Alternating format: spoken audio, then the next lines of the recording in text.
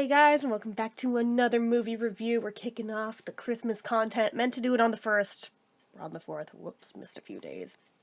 It happens. It happens. But anyway, so this movie's been going viral, even though it's a freaking Hallmark movie. That doesn't happen often. But every once in a while, every once in a while, they get a hit. It looks like this was one of them. So I'm talking about A 90s Christmas, which just came out this year. I mean, it just first aired a few days ago. And according to Google Trends right now, it is one of the most searched terms of the moment. So I'm like, okay, time to pounce. It is not by chance that I happen to be wearing my Back to the Future shirt for this. Actually, I have a couple Back to the Future shirts, although I'd like more. Nudge, nudge, wink, wink, hint, hint, in case anybody wants to get me stuff. But anyway, I wear a medium. By the way, you don't have to, but I mean, would love it if you do. Anyway, there's a reason I wear it. This movie is essentially Christmas Back to the Future. They even name drop Back to the Future. They even mention Marty McFly and Doc Brown.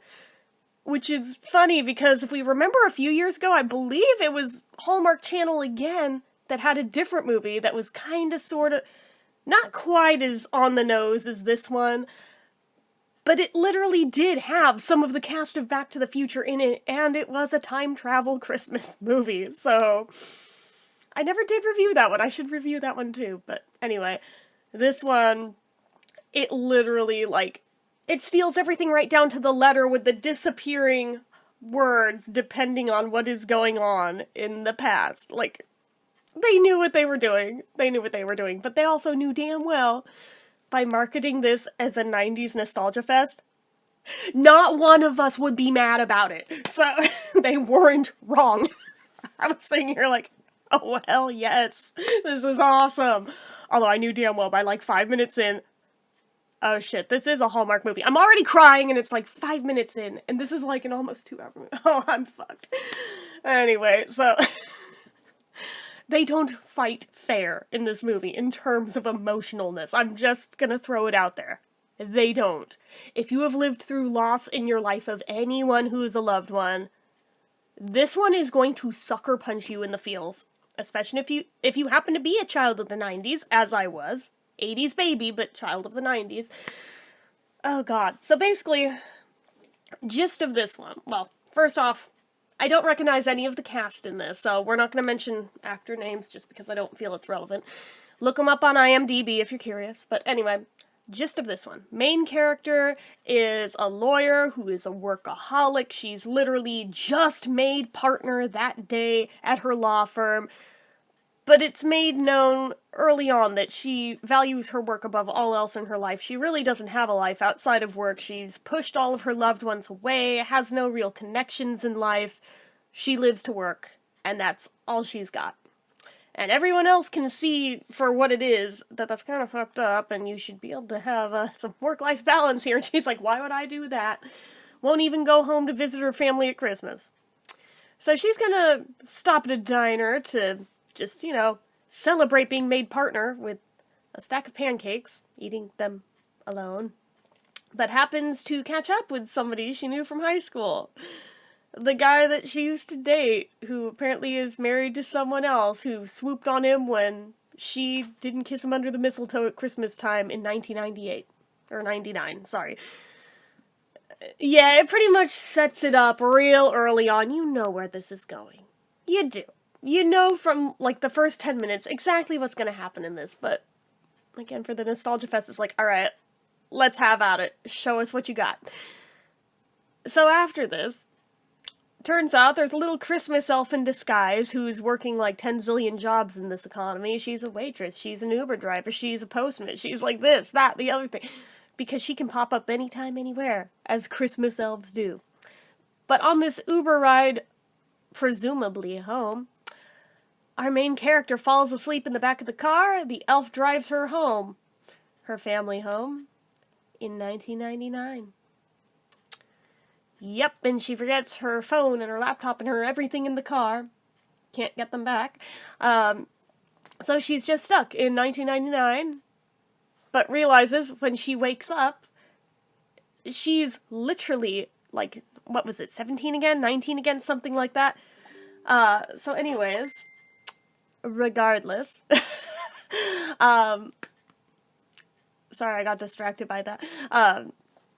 She wakes up. It's 1999. She's the age she was back then. Everyone who was alive back then is alive now, but unfortunately it happens to also be the first Christmas without her dad. She is having to relive, and that again, they're not playing fair. Like, shit, you could have done anything, but you went there.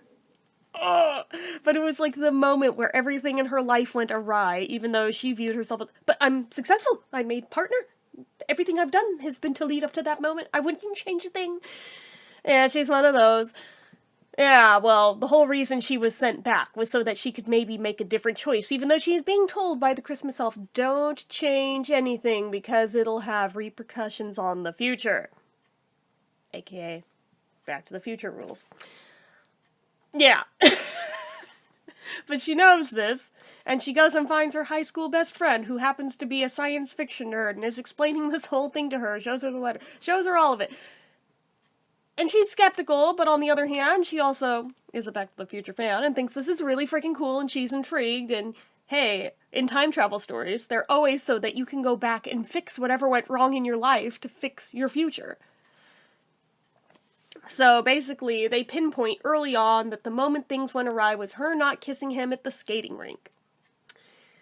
And then it just becomes like a whole thing where, like, all of these people that she hasn't even thought about in years or are long gone, long since passed on, they're still alive, with the exception of her dad.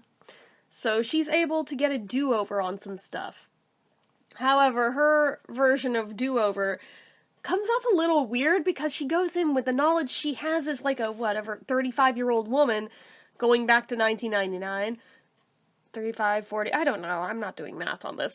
It doesn't matter, but she's speaking with the wisdom of like a 40-year-old coming out of a teenager body, and no one is finding this sus.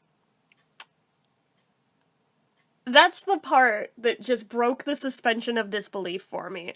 Everything out of her mouth, I'm pretty sure even as a grown-ass adult, if you just suddenly started spouting off stuff like this to your loved ones, and this wasn't how you normally acted, they'd be like, did you get hit in the head? Your entire personality has changed overnight. What the fuck happened?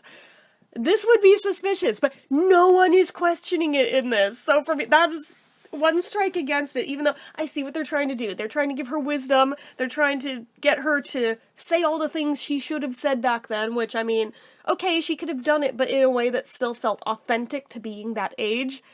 It didn't feel authentic to being that age to me. But then again, maybe I was just a really immature teenager and that's why it doesn't feel authentic to me. That's also very possible.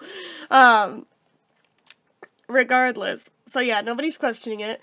But she's, like, really relishing the time with her dog that, I mean, has long since passed on in the future. And she's just like, yeah, I would have given anything for one more day with you, and now I haven't. I mean, I fucking lost it right there, because, that one got me. And then the grandparents, who presumably have since passed on by the future, given the way that she's talking to them here, lost it again over that. Like, it's just like one thing after the other, where I'm just sitting here like, I want to go back. I want to go back. I want to do... Why am I crying even just like doing that shit? I told you, the movie is effective at what it does. It was really well done. Even if the dialogue isn't the most believable at points, but, it is a Hallmark movie. Hallmark knows what the hell they're doing. They know how to get you right in the feels, and boy, this one did that. While at the same time being a love letter to kids of the 90s, which I appreciate because, I mean, I was just hitting my teens at the start of the 90s, so for me, I'm like, oh god, I am like the exact demographic for this shit, aren't I? Oh my god.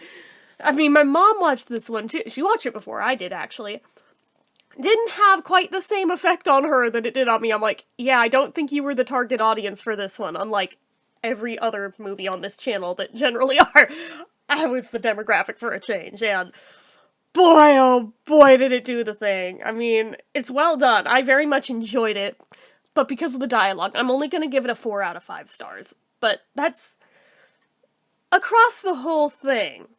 Frankly, I feel like that's a minor-ish nitpick, even if it's something that does chronically come up throughout it, and is like, for some people might annoy them more so than others. For me, I was in the latter camp, but for other people it might not matter. I don't know. But again, it's otherwise a really good movie, and it is really effective. She does predictably get her happy ending at the end of it and all, and pretty much has everything she ever could have wanted. It's just one of those things where I'm like, why isn't time travel real? But anyway, yeah, like, you could ask my mom. I was freaking beside myself, like, inconsolably sobbing watching this fucking thing. Like, she went out shopping yesterday morning. I watched this while I was, like, on my own. She comes back, what the fuck happened to you? And I'm like, Hallmark movie? She's like, oh, you should have known better than to watch one of those alone. I'm like, I don't think it would have mattered. I think I would have been the same either damn way, but oh my god, that just rip my heart out of my chest, throw it on the floor and stomp on it. Why don't you? It's got the same difference. Like, fuck. Oh my god, but if you have the chance to see this one, if you like the general gist and themes of Back to the Future, if you happen to be about that age range in the late 90s, I think this is going to be one you're going to really enjoy. Because, oh my god, this... Ooh, talk about one that felt like it was made for me. This one really felt like, we're writing this one with you specifically in mind. Obviously, I know that is not literally how it works, but boy, it felt like it watching it, and I do appreciate it for what it was, even if it did make me cry buckets. Inadvertently, so I don't even think it was meant to be that big a tearjerker. It just worked out that way. Oh my god. Anyway, that's about it for this one, I think. Go watch it. I see why it's trending so hard, because holy shit, it is a better one in terms of Hallmark movies. Oh my god. Anyway, so you guys know what to do. If you like this video, go ahead and give it a like. If you're not already and you'd like to be, click subscribe. Hit that notification bell icon so you never miss an upload. Leave comments down below. Make sure you're following my social media accounts, my Facebook fan page, my Twitter, my Instagram, my eBay, my Reddits, everything and more. It's all down below. And if you like what I do here on this channel and you'd like to help support it, the donation link, as always, is down in the description. Get your name on the end card for a month from the time of donating. Anyway, guys, till next time, see ya.